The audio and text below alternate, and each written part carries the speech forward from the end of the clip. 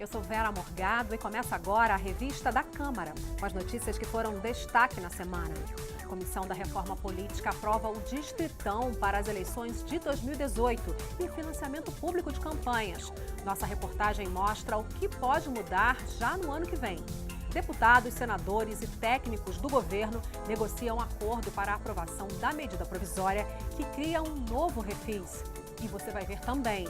3 medidas provisórias não foram votadas no plenário dentro do prazo e ficaram suspensas.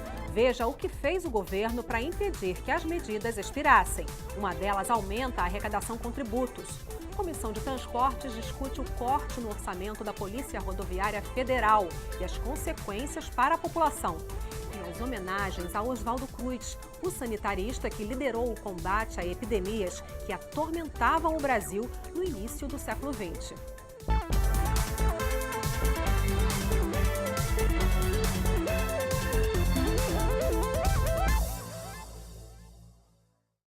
Na semana que passou, a Comissão Especial da Reforma Política aprovou por 17 votos a 15 um destaque apresentado pelo PMDB que estabelece o voto majoritário para deputados federais e estaduais e para vereadores nas eleições de 2018 e 2020. O chamado Distritão teve ainda o apoio de deputados do PSDB, do Democratas, do PP e do PSD. Outros 3 destaques vão à votação na próxima terça-feira. A repórter Verônica Honório explica o que pode mudar já nas eleições do ano que vem. Foram 2 dias de intensa discussão e põe intensa nisso.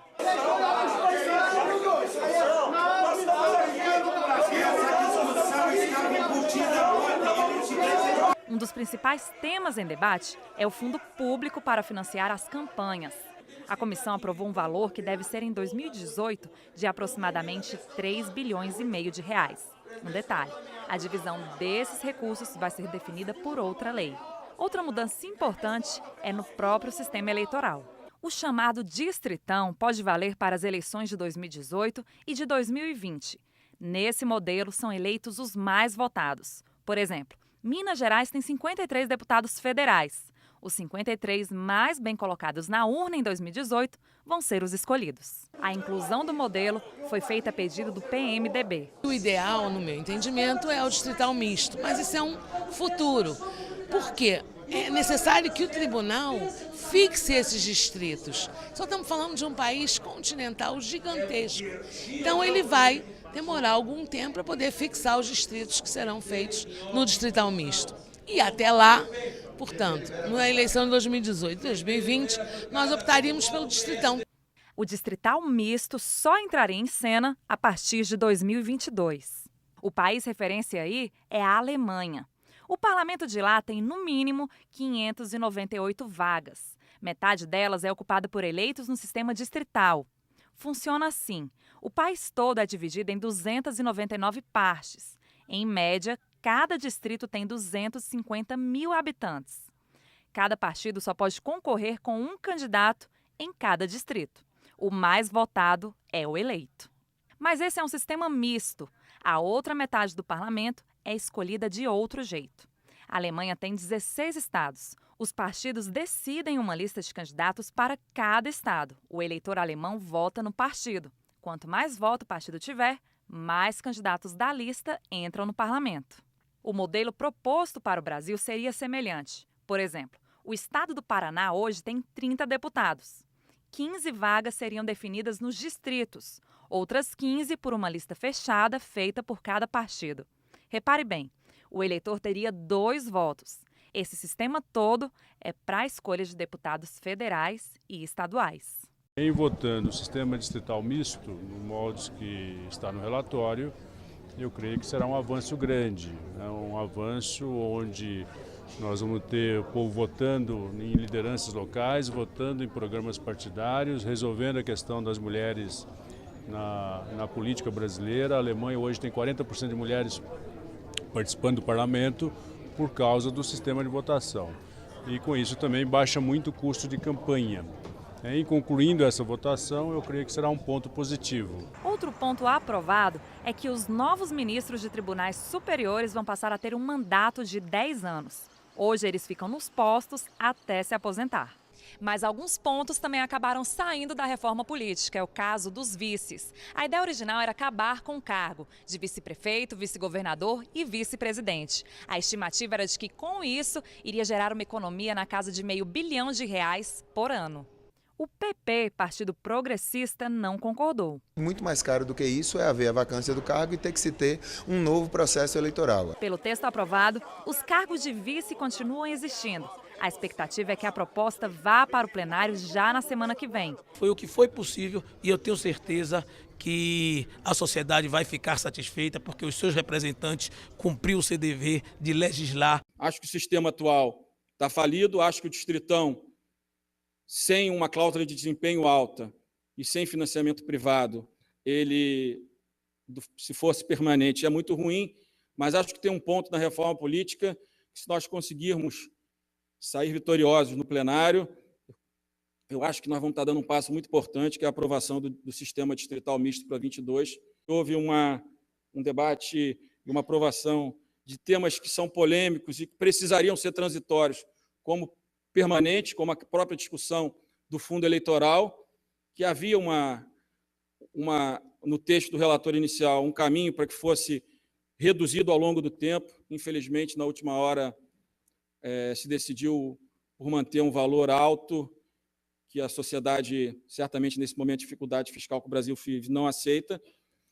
Pois é, mas na comissão especial da PEC, que veda a coligação partidária em eleições, deve ser votado na próxima terça o relatório da deputada Sheridan, do PSDB de Roraima, que trata de mais mudanças nas regras eleitorais. A proposta recria a cláusula de barreira e proíbe coligações de partidos nas eleições para deputado federal, estadual e vereador. O texto, que veio do Senado, esbarra na proposta que cria o Distritão, que você acabou de ver aí na reportagem anterior.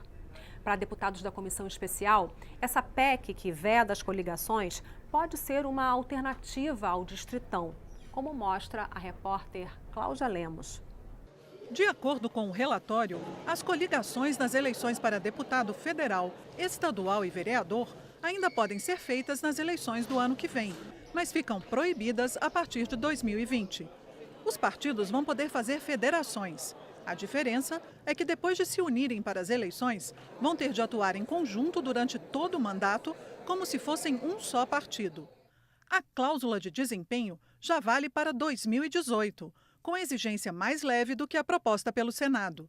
Só o partido que tiver 1,5% dos votos válidos, distribuídos em pelo menos 1/3 das unidades da federação, com no mínimo 1% em cada uma, ou que tiver elegido pelo menos 9 deputados distribuídos em 1/3 dos estados, vai receber dinheiro do fundo partidário e ter tempo gratuito na televisão e rádio. Esses percentuais sobem em 2022 e 2026, chegando a 3% ou 18 deputados eleitos em 2030. A proposta permite que um parlamentar eleito por um partido que não ultrapassar a cláusula de desempenho mude para outra legenda que tenha alcançado o mínimo. Fora dessa possibilidade, passa a estar escrito na Constituição que o parlamentar ou governante que sair do partido pelo qual foi eleito perde o mandato, a não ser que tenha sido discriminado ou que o partido mude o programa.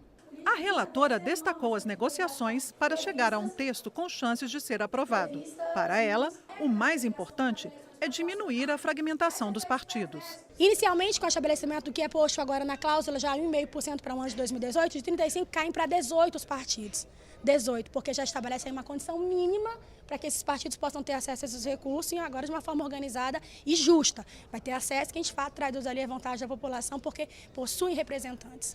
Os deputados pediram vista conjunta para analisar as mudanças, mas já iniciaram a discussão do texto. Essa cláusula, na verdade, para nós era totalmente dispensável porque o fim da coligação nas proporcionais, como a relatora diz, já vai dar uma boa decantada no quadro partidário. De qualquer forma, aprovado o Distritão anula praticamente toda essa PEC aqui, que está concebida na ideia das eleições proporcionais. Então a gente tem 2 projetos de emenda constitucional concorrentes e em alguns aspectos antagônicos. É bom para o debate e eu espero que a sociedade brasileira se interesse um pouco até a semana que vem, que a turma aqui está com muita pressa. Eu prefiro este projeto. porque ele acaba com a coligação na proporcional, que, a meu ver, é a pior causa de corrupção sistêmica do nosso sistema político, do nosso processo eleitoral. Porque está escrito na lei, e ela induz a fragmentação partidária, a criação de partidos. Isso é ruim para o país, ruim para a democracia.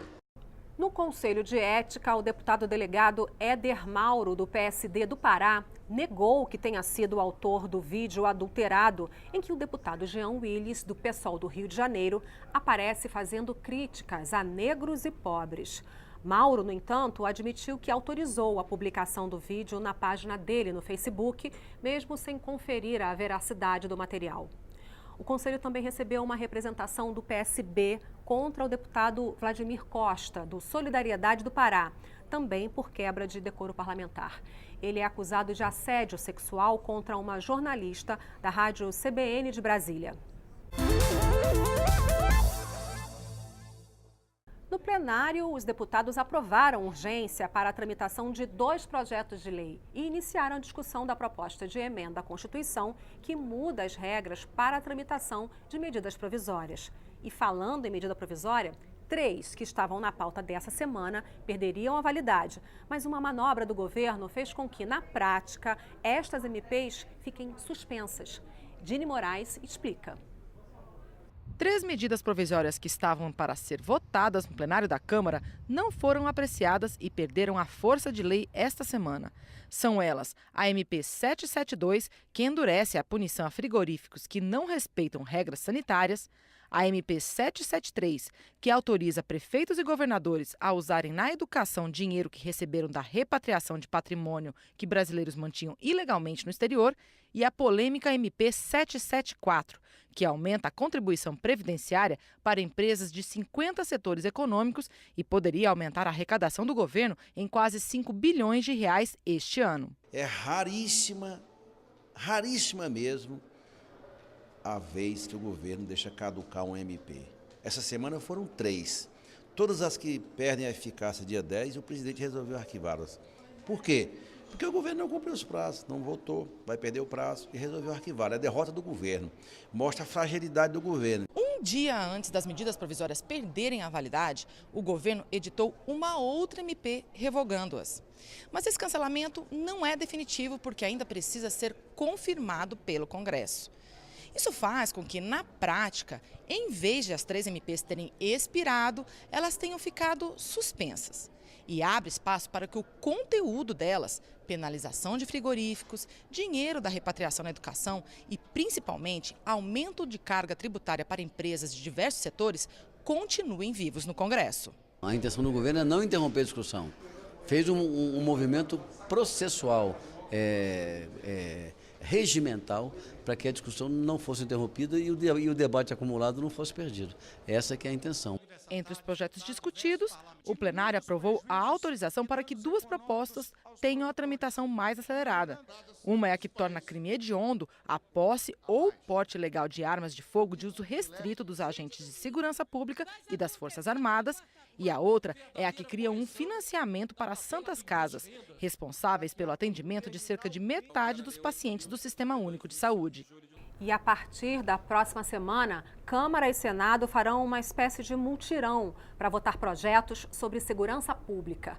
Propostas consideradas importantes que já tenham sido aprovadas numa casa rapidamente serão encaminhadas para a votação na outra. E você vai ver daqui a pouco aqui na revista da Câmara. Comissão de Transportes discute o corte no orçamento da Polícia Rodoviária Federal e as consequências para os serviços prestados à população. E as homenagens ao Oswaldo Cruz, o sanitarista que liderou o combate a epidemias que atormentavam o Brasil no início do século XX. É só um instante.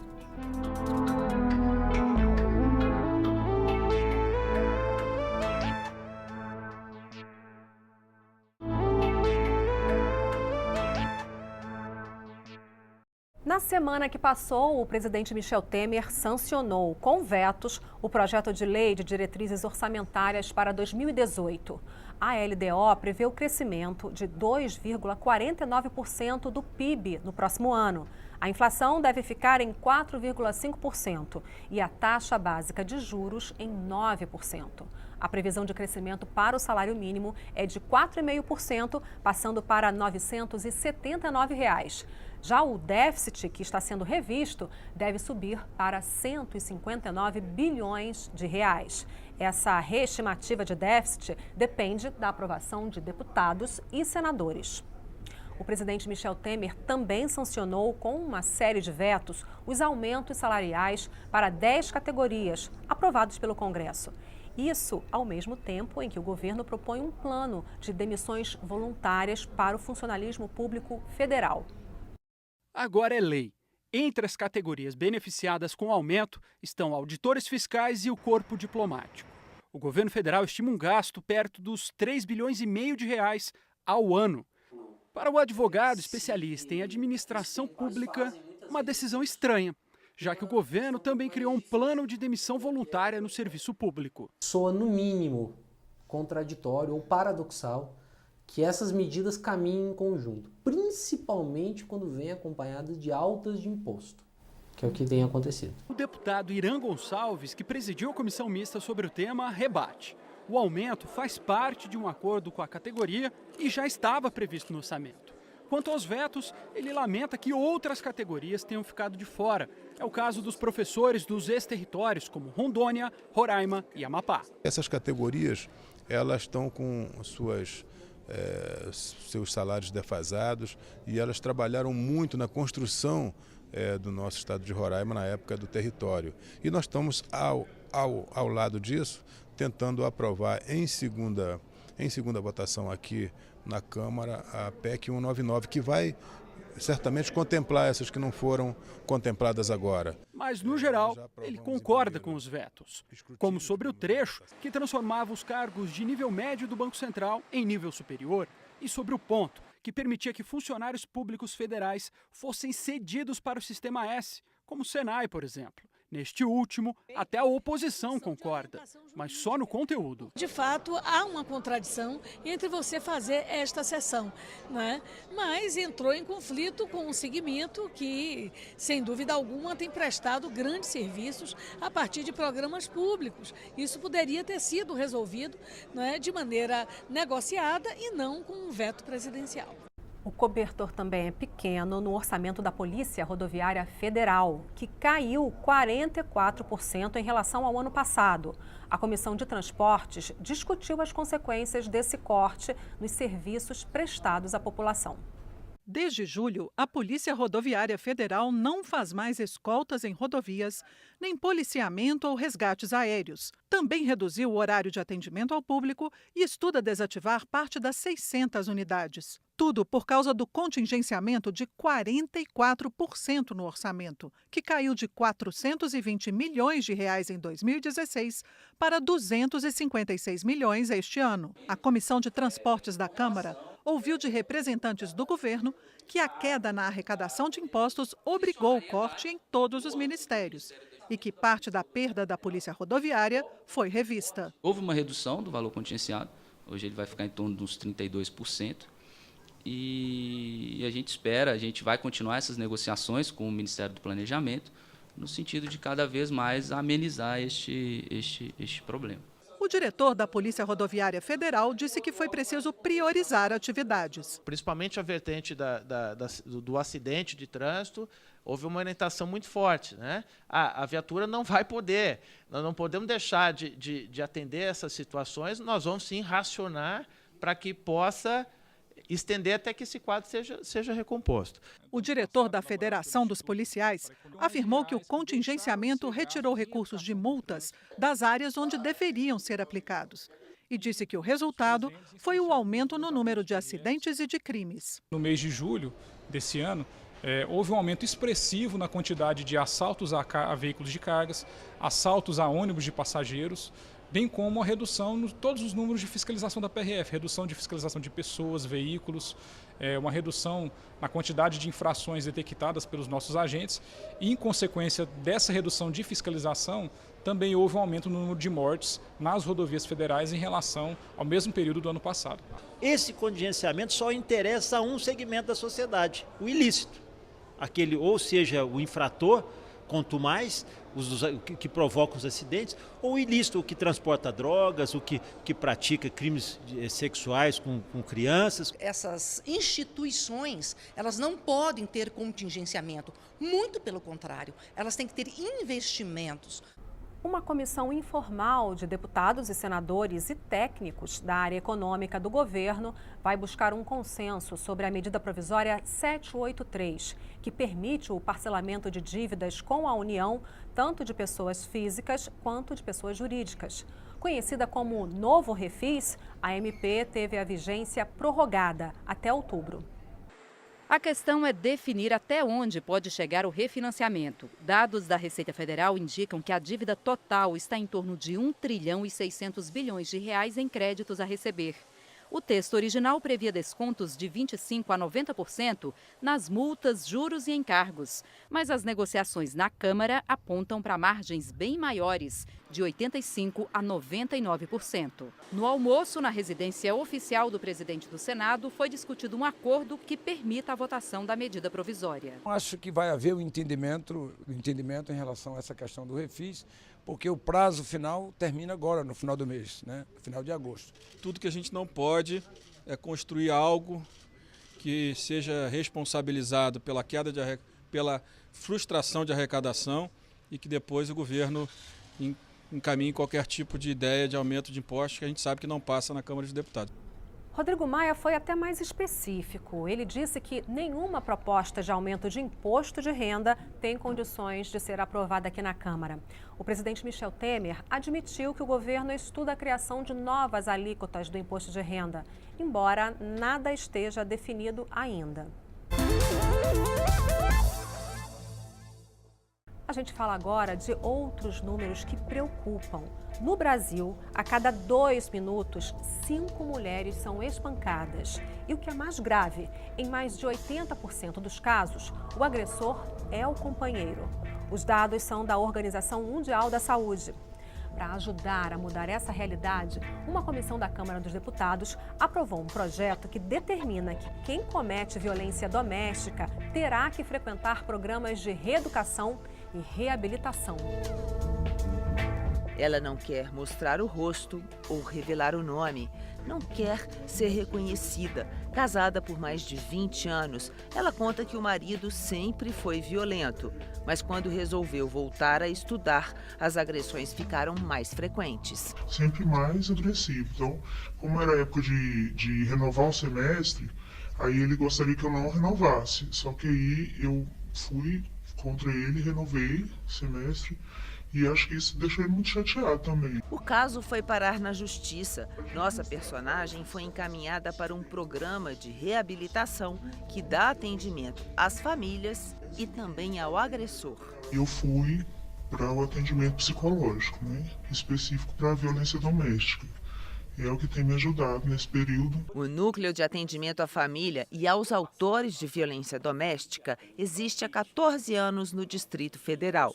E funciona nos mesmos moldes do que propõe o projeto de lei em tramitação aqui na Câmara. De uma forma geral, acontece um acordo, em que o suposto autor de violência ele é beneficiado com a suspensão do processo ou outros instrumentos jurídicos, e aí, a partir disso, a pessoa é encaminhada para um acompanhamento psicossocial com a gente no NAFABD. A Organização Mundial da Saúde traduziu em números essa tragédia. 5 mulheres são espancadas a cada 2 minutos no Brasil. 80% das vezes, o agressor é o companheiro. A deputada Laura Carneiro, do PMDB Carioca, explica por que é importante também tratar o agressor. De alguma maneira, você tem que reabilitar aquele cidadão, mas ao mesmo tempo puni-lo por ter batido mulher. Eu acho que, aos poucos, a sociedade brasileira começa a entender que um homem não bate uma mulher, nem uma mulher num homem. As pessoas não podem simplesmente se agredir. A Comissão de Constituição e Justiça e de Cidadania aprovou o projeto que proíbe a interrupção da produção de medicamentos de uso contínuo que não tenham similar, equivalente ou genérico no mercado, sem autorização do Ministério da Saúde. Se não houver recurso para que seja analisado também pelo plenário da Câmara, o projeto seguirá para a revisão do Senado. Há 100 anos morria o sanitarista Oswaldo Cruz, que entrou para a história do país ao liderar o combate a epidemias que atormentavam o Brasil do início do século XX. Aqui na Câmara, a homenagem veio com exposições e uma sessão solene do plenário Ulisses Guimarães. A sessão solene que marcou o centenário da morte do sanitarista Oswaldo Cruz foi recheada de elogios ao trabalho de quem revolucionou a saúde pública brasileira.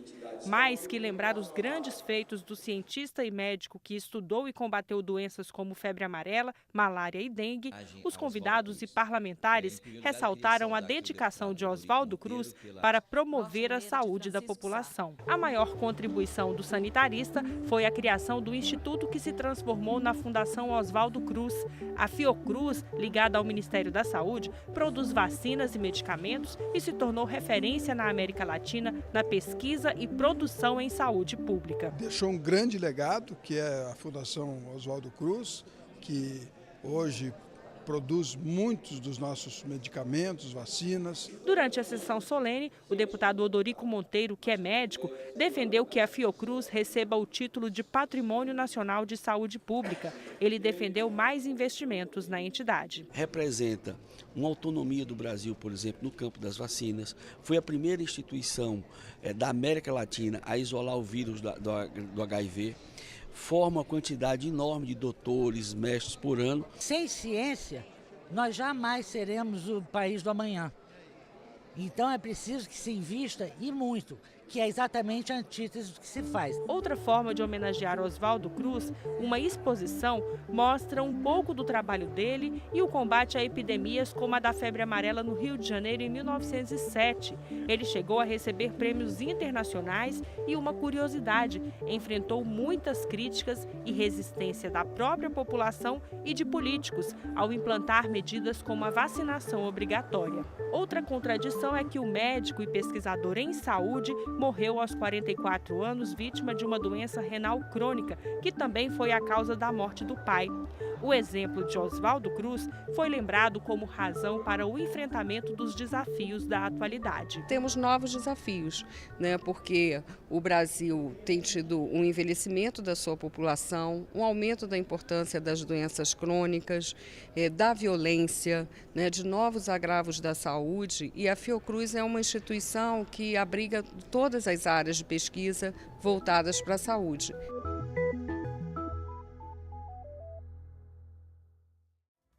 E é isso, você pode rever a revista da Câmara na nossa programação, também pela internet. O endereço é noticias.câmara.leg.br. Muito obrigada pela sua companhia. Tchau!